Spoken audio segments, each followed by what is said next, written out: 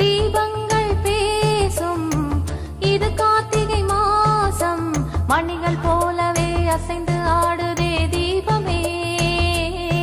அது காலங்காலமாய் காதல் கவிதைகள் பாடுமே. முத்து முத்து விளக்கு முத்தத்துல இருக்கு, முத்து பொண்ணு சிரிச்சா வெக்கத்துல, பக்கத்துல நெருப்பா அத்தமாக இருக்கா, முத்தம் ஒண்ணு கொடுத்தா குத்தமில்லை.